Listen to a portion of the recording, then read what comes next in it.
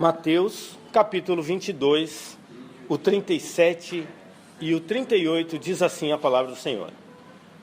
Respondeu-lhe Jesus: amarás o Senhor teu Deus de todo o teu coração, de toda a tua alma e de todo o teu entendimento.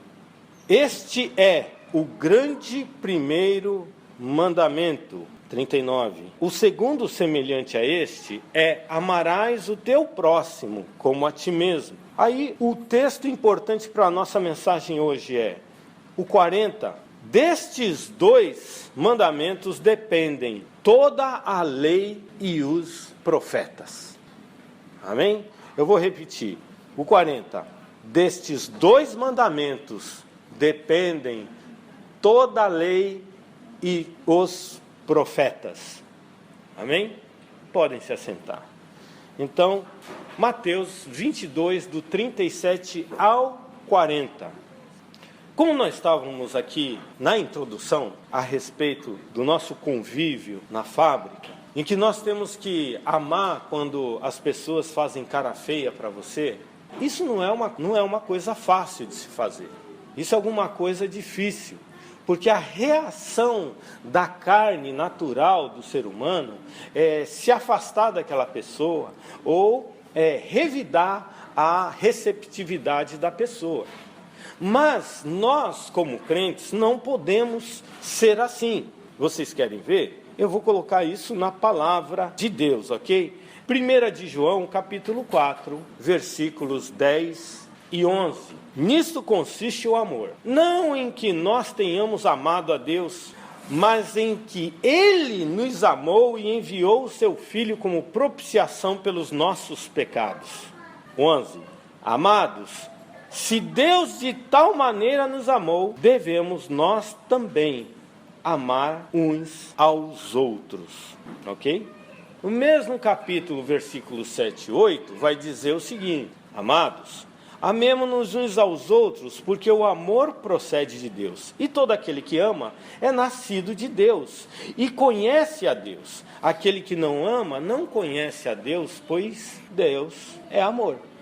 Texto muito conhecido de todos nós. Acontece, irmãos, isso é em qualquer lugar. Nos Estados Unidos, viajei bastante para lá, no Brasil, na Argentina, em qualquer país, aqui no Japão, nas fábricas, em qualquer lugar que você for, você vai encontrar adversidades.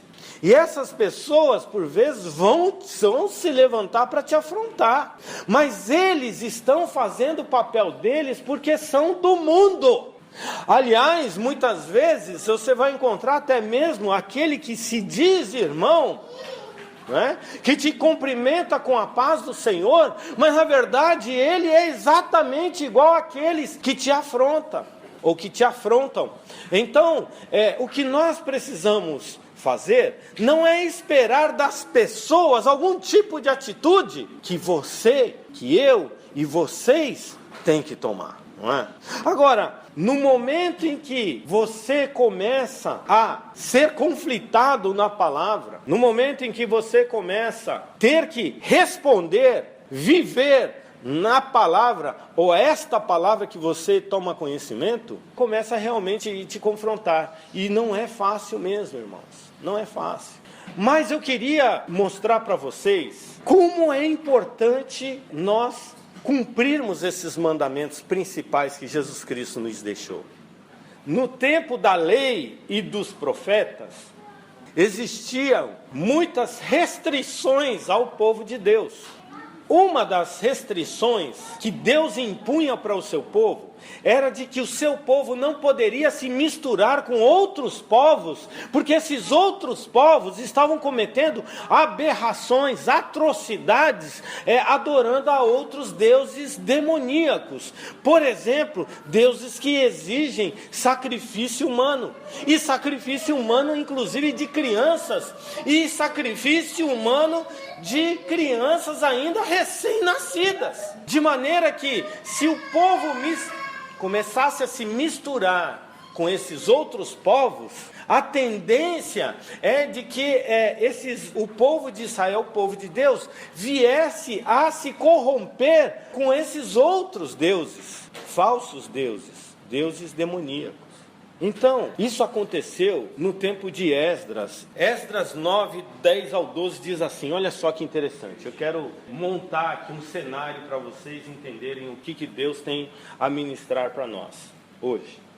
Esdras 9, 10 a 12.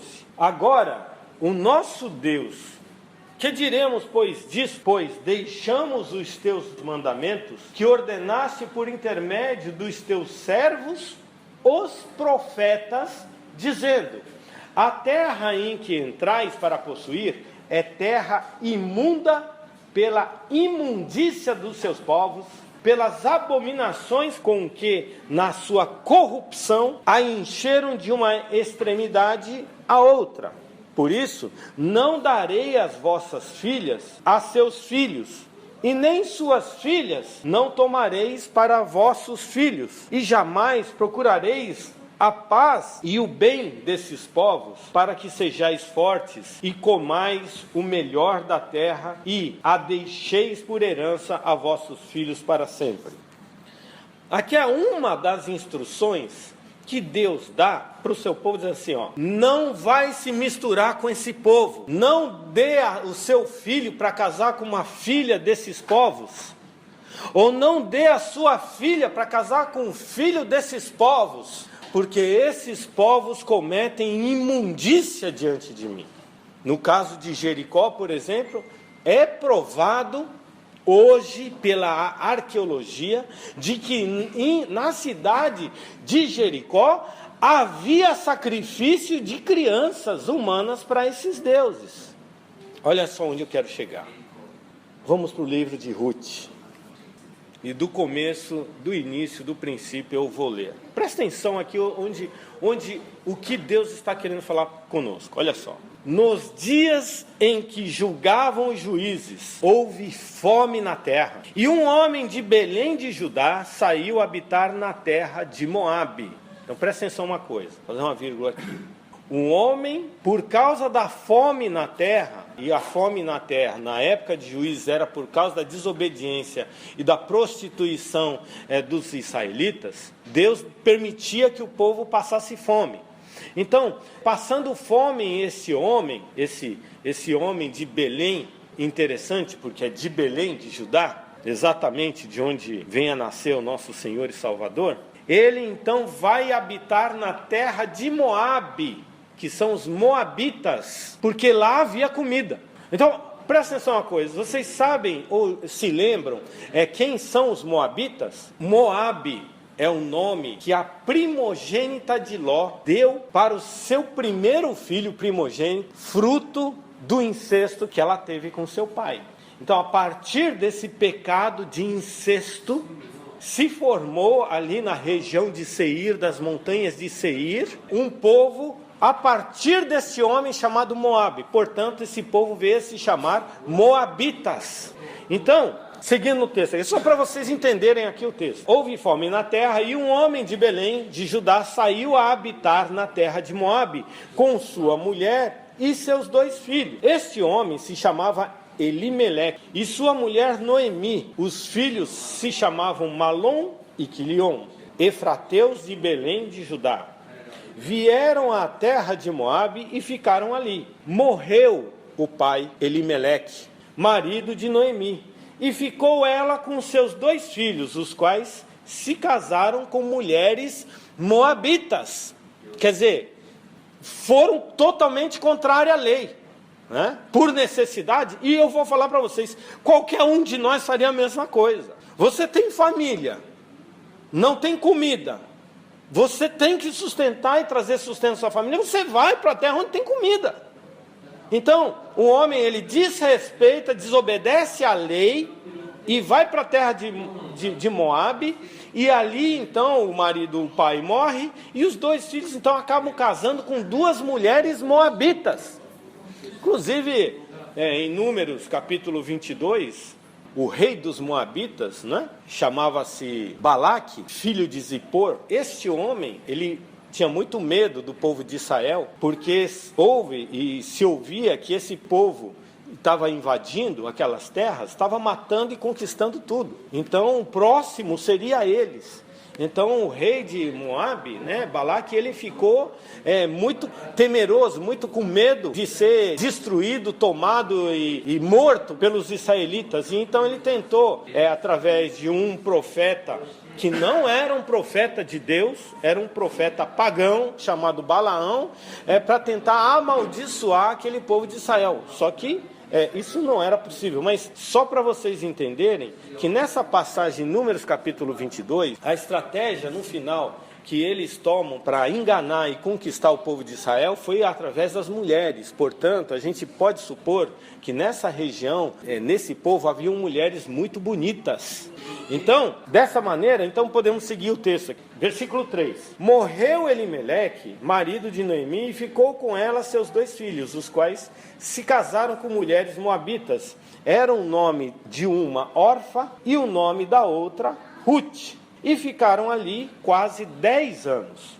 Morreram também ambos, Malom e Quilion, ficando assim a mulher desamparada de seus 2 filhos e de seu marido. Então se dispôs ela com as suas noras e voltou para a terra de Moabe, porquanto nesta ouviu que o Senhor se lembrava do seu povo, dando-lhe pão. Saiu, pois, ela com suas 2 noras ao lugar onde estivera, e indo elas, caminhando de volta para a terra de Judá, disse-lhes Noemi: Ide, voltai cada uma à casa de sua mãe, e o Senhor use convosco de benevolência, como vós usastes com os que morreram e comigo. O Senhor vos dê e sejais felizes, cada uma em sua casa de seu marido. E beijou-as. Elas, porém, choraram em alta voz e lhe disseram: Não, iremos contigo ao teu povo. Porém, Noemi disse: Voltai, minhas filhas, porque ireis comigo? Tenho eu ainda no ventre filhos para que vos sejais por maridos? Tomai vossas filhas e ide embora, porque sou velha demais para ter marido. Ainda quando eu estivesse, tenho esperança, ou ainda que esta noite tivesse marido e houvesse filhos, esperá-lo-eis, até que vivessem a ser grandes, abster-vos-eis de tomardes marido? Não, filhas minhas, porque por vossa causa a mim me amarga o ter o Senhor descarregado contra mim a sua mão. Uma pausa aqui no versículo 14 para te explicar o seguinte. Ela estava entendendo e sentindo a carga e o peso do pecado, porque ela sabia que tinha pecado contra a lei de Deus. No fato de ter voltado e ter ido para a terra de Moabe. Então ela sentia essa carga, o peso do pecado sobre ela, porque os 2 já tinham, aliás, os 3 já haviam morrido. Então ela, sendo assim crente em Deus, ela se sentia culpada. Olhou para as noras moabitas e disse para elas voltarem para suas terras, porque elas ainda não eram jovens, ainda podiam se casar de novo e ter uma nova família, um novo futuro pela frente. E estando com Noemi, elas não tinham futuro nenhum. Então, ela falou para as suas 2 noras, Orfa e Ruth, que voltassem para a sua terra. Mas, Orfa, as 2 choraram. O texto diz que as 2 choraram em alta voz, quando Ruth disse isso. E aqui eu aprendo uma coisa, e é uma coisa interessante. Era uma pessoa que não somente era crente em Deus, mas também era uma pessoa cheia de amor. Cheia de amor. Por que eu posso afirmar isso? Porque ela era já uma senhora de idade, viúva e sozinha. E no tempo da lei, no Antigo Testamento, uma viúva, ela vivia de favor, inclusive para comer, vivia do favor e da benevolência do povo. Porque essa era a lei. Então, o destino de Noemi era ser praticamente uma homeless, voltando para a terra de onde ela era, Belém de Judá. Então, ela falou: olha, não vem comigo, vocês têm futuro, volta para a tua terra, casa de novo, me deixa aí sozinha, vocês não precisam sofrer comigo. As duas entenderam isso e choraram, porque sabiam e conheciam a respeito dessa lei. Noemi falou, não, volta. Então Orfa, a primeira, pegou e voltou. Beijou-a e voltou. Mas a segunda, que era Ruth, falou, não, eu não vou. Para onde você for, eu vou. Teu povo vai ser o meu povo, a tua terra vai ser a minha terra, e o teu Deus vai ser o meu Deus. É bonito isso, irmãos, porque pelo testemunho, pela atitude de Noemi, de amor. Por que a gente pode ilustrar como uma atitude de amor? Porque ela não pensou em si mesma. Porque se ela tivesse com duas meninas jovens, ainda que fossem moabitas, ela talvez teria mais condições de ter uma vida um pouco melhor. Então, é isso que nós identificamos como o amor de Deus, porque é um amor que tudo suporta, é um amor que não vê o seu lado. Você vê primeiro, o mais importante são os outros. Você fica sempre por último. Então esse é o padrão do amor de Deus. O amor de Deus estava em Noemi, porque ela era temente a Deus e conhecia esse Deus de amor. De maneira então que Ruth, ela pegou e falou, não, eu não vou de jeito nenhum, e para onde você for eu vou. Ok. Então, aí Noemi falou, então tá bom, se você quer sofrer, vamos sofrer junto, né? E voltaram as duas lá para Belém, né, a terra delas. Existia também, segundo a lei, a possibilidade de, na cega da colheita do trigo, dos cereais, deixar para trás feixes da colheita, o fruto da colheita, para os pobres, inclusive para as viúvas. Ruth, chegando na terra de Noemi, então ela foi rebuscar, isso chama-se rebuscar, pegar as sobras do que era colhida na ceifa. Então ela foi e começou a colher, e ela se esforçava muito para colher, não só para ela, mas também para a sua sogra, Noemi. Olha, ela começa a chamar a atenção das pessoas, as pessoas começam a perguntar quem é essa mulher. As pessoas e o povo ficam sabendo que ela é uma moabita, ela é uma estrangeira. Então a primeira atitude do povo é rejeitar ela, não deixar que sobrasse para ela, porque ela era estrangeira, discriminada.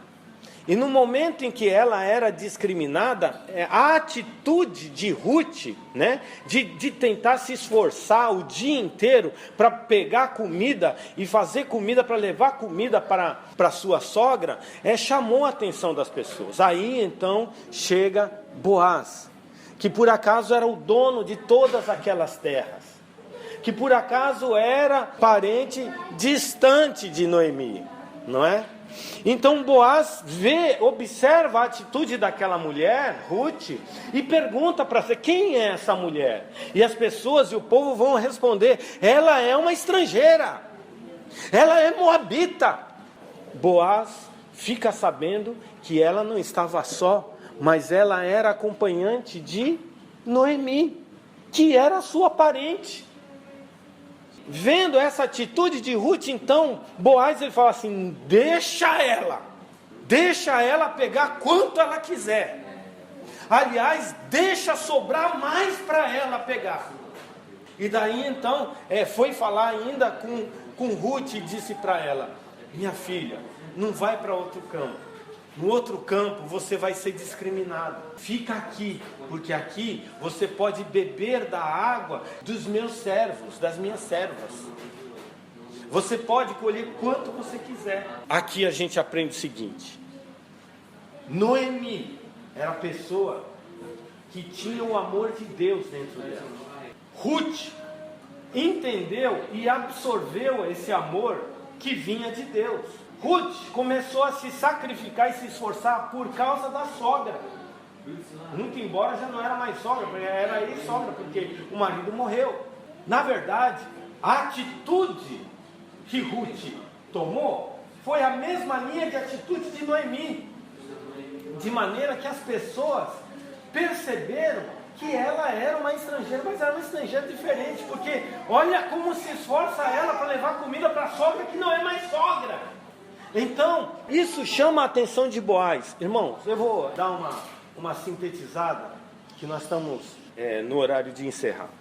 Boaz fica interessado em Ruth. E um dia, Ruth vai falar com Noemi, e Noemi fala e dá uma estratégia, conhecedora dos costumes, da cultura e tudo mais. Sabia que Boaz bebia um pouco. Depois de beber, ele ia para o celeiro e dormia em cima do monte de feno, de palha. Então, Noemi falou para Ruth: vai até lá depois da meia-noite, porque é a hora que ele está dormindo. No momento que está dormindo, você vai lá e dorme aos pés dele. Qualquer mulher interessada no homem vai de encontro a ele dormindo, iria dormir do lado dele, pois Ruth dormiu, adormeceu mesmo aos pés de Boaz. Boaz então de madrugada acorda e vê Ruth aos seus pés e diz, toma um susto: quem é você? Aí Ruth fala: tua serva, meu Senhor, dizendo que ela é uma pessoa totalmente submissa a ele. E daí então, ela que já tinha chamado a atenção, não talvez só por causa da aparência, porque provavelmente ela era de boa aparência, mas por sua atitude e pelo amor que tinha Ruth, Boaz se interessou por ela. Sabendo Boaz que ela era casada com um israelita, ela se submetia também à lei dos israelitas. E essa lei dava uma possibilidade dela ser resgatada, mesmo o marido tendo morrido, ela ser resgatada ou ela ser enlaçada por um parente do marido dela. E Boaz era um parente distante, de maneira que ele era um da linhagem que poderia pedir ela em casamento com legalidade diante do povo. E só que antes dele ainda tinha mais um na linhagem que tinha prioridade de resgatar ela, de maneira que então Boaz ele seguiu a lei. Ele um dia então esperou na entrada da cidade, como eles costumavam fazer, passar aquele homem que era um parente distante dele, que tinha prioridade de resgatar Ruth, e perguntou na frente de testemunhas de todo o povo se ele iria ou teria interesse de resgatar Ruth. Perguntando isso na frente de todo mundo, então aquele homem, aquele parente disse: não, eu não tenho intenção de resgatar ela. Boaz então, ele chegou a mão e falou: então é comigo. Ele se casa com Ruth, moabita, diante de todo o povo de Israel, legalmente. Interessante. Quem que era Boaz? Boaz, ele está na genealogia de Jesus Cristo. Através da linhagem de Boaz, ele foi avô de Jessé. Então, Jessé é pai de Davi, da linhagem de Davi vem o Senhor Jesus. Olha que linda essa história. Essa história não podia ter acontecido. Por quê? Porque era contrária à lei. O israelita não podia buscar, pela lei, uma mulher de terra estrangeira, de povo moabita. Mas o amor de Deus, que estava numa mulher chamada Noemi, pregou esse evangelho do amor para essa tal de Ruth. Ruth vem se casar com Boaz, e Boaz é o avô de Jessé, bisavô de Davi, o rei Davi. Então, o que eu aprendo, irmãos, para concluir, quando você começa a amar esse padrão do amor de Deus, não estou falando amor de homem não, amor, porque amor de homem tem interesse, sempre vai ter interesse por causa do pecado. Eu estou falando amor de Deus, e o amor de Deus está descrito em 1 Coríntios capítulo 13. Esse amor puro, que é o amor de Deus, quando você começa a praticar esse amor, você começa a ficar diferente dos outros. Porque isso aconteceu com Noemi, depois aconteceu com Ruth, ao ponto de chamar a atenção de Boaz, dono e proprietário de todas aquelas terras. De maneira que quando a gente tem a coragem de obedecer a palavra de Deus, o mandamento de Jesus Cristo, e nós temos que amar o nosso próximo, irmão, nós nos tornamos diferentes de todo mundo que está à nossa volta. Que um paralelo você pode fazer que você se torna luz no meio de pessoas que estão nas trevas. Então quando alguém vem na fábrica e faz assim para você não faz você vai lá e dá carinho nesse uau. Aí você começa a ser diferente, aí as pessoas começam a gostar de você. Então essa aplicação nós temos que viver, irmãos. Nós não podemos lá fora ser exatamente como todo mundo é. Nós temos que ser como Ruth foi. Nós temos que ser como Noemi foi. Nós temos que ser como Davi foi. Davi era amado por todo mundo. Ele foi o único rei de toda a história da Bíblia que conseguiu unificar todo o povo de Israel num só povo. Sabe por quê? Porque ele tinha o amor de Deus.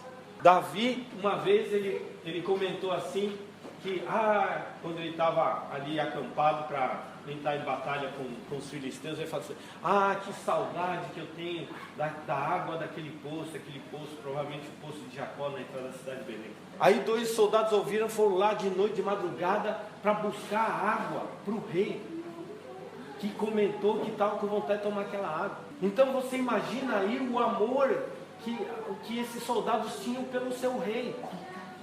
De maneira que vocês têm que entender que esses subalternos soldados amavam a Davi. Por quê? Porque Davi amava eles. Então olha só, quando você vê assim, por exemplo, lá em Mateus capítulo 24, que o amor se esfriaria desse mundo nos últimos novos tempos, nós temos que amar, irmãos, porque nós vamos fazer um papel que ninguém mais faz.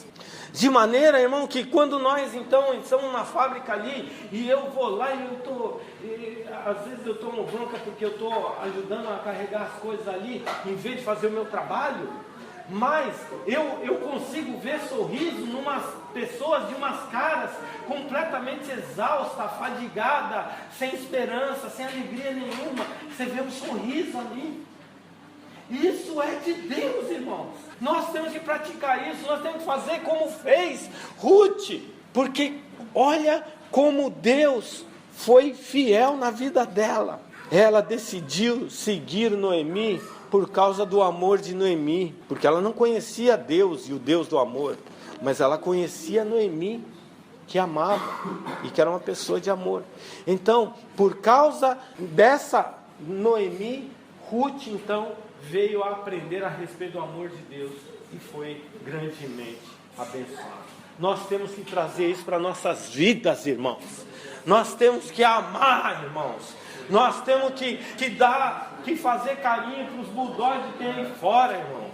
Nós temos que pegar esses cachorros e botar no colo, irmãos. Nós temos que carregar esses cachorrinhos, irmãos, porque eles estão carentes de amor. Esse mundo está carente de amor. E é impressionante o resultado, quando você consegue amar essas pessoas, o resultado que isso dá. Não é só um sorriso. Hoje, aquela mulher que me deu um latido lá 2 dias atrás, hoje ela veio me ajudar. Ela veio me ajudar porque eu estava na linha lá toda atrapalhada. Ela veio me ajudar, irmão. E sabe como? Sorrindo. Ela que tentou me dar uma mordida, entendeu? Então é isso que nós temos que fazer, é isso que nós temos que viver. Nós temos que viver o exemplo que está aqui na Bíblia. E se você não é capaz de fazer isso daí, 1 João capítulo 4, ali pelo versículo 10, 11, 12, vai falar assim: aquele que não ama, não conhece a Deus. Simples assim, não tem opção. Ou você ama, ou você esquece Deus. É o que a palavra diz. Louvado seja Deus por essa palavra. Aleluia. Louvado seja Deus. Aleluia. Curvem suas cabeças. Senhor, meu Deus e Pai, louvado seja o Senhor, porque a Tua palavra desce como chuva para regar uma terra seca, Senhor. Ajuda-nos, ó Deus, a absorver a praticar essa palavra, meu Deus. Senhor, não podemos nos considerar teus filhos se não conseguimos amar as pessoas do mundo. Mas quem dirá, Senhor meu Deus, se não conseguimos amar, Senhor, as pessoas dentro das nossas próprias casas?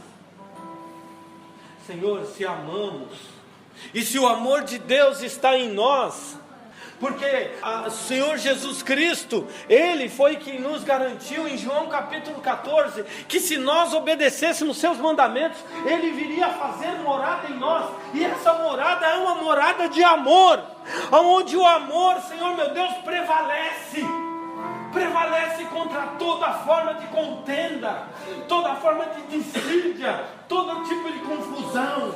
Prevalece o amor de Deus.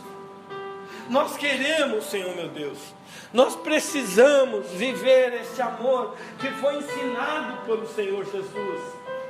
Ajuda-nos, Senhor meu Deus, a amar não somente os de casa, porque é fácil amar os que estão de casa, é fácil amar, mas amar aqueles que nos afrontam, Senhor, amar os nossos inimigos, aqueles que maldizem, que aqueles que caluniam e falam mentiras sobre nós. Vem, Senhor meu Deus, porque este é talvez o maior dos poderes que está no Espírito Santo sobre a terra. O poder do amor de Jesus Cristo de Nazaré. Que o seu amor possa romper barreiras entre casais. Que o seu amor possa romper barreira entre pais e filhos. Que o seu amor possa romper todas as barreiras que esse mundo tenta nos impor. Porque só o amor de Jesus Cristo é o que salva.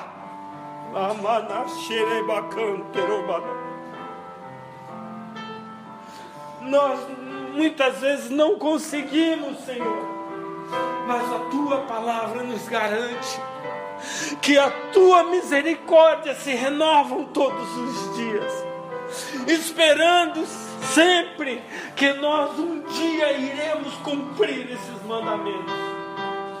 Amar ao próximo como ao próprio Deus. Que o Senhor possa nos ajudar e nos dar força, Senhor. Que o Senhor possa quebrar pedras, quebrar gelo, Senhor meu Deus, e fazer, Senhor meu Deus, com que nós venhamos a ser verdadeiramente chamados, não nominalmente, mas efetivamente, os filhos da luz. Que o Senhor esteja, Senhor meu Deus, fazendo com que essa mensagem fique, Senhor meu Deus, sendo refletida durante toda a semana. Quando nós estivermos sendo afrontados, Senhor meu Deus, para que o Senhor Jesus Cristo seja exaltado e glorificado através da coragem que nós teremos de amar os nossos inimigos.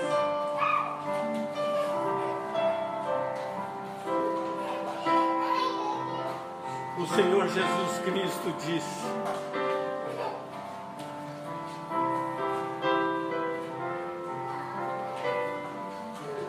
aquele que me ama é aquele que tem e guarda os meus mandamentos.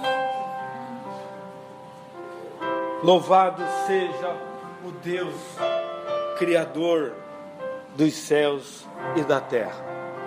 A Ele somente, pois, toda a honra, toda a glória e todo o louvor para sempre. Amém.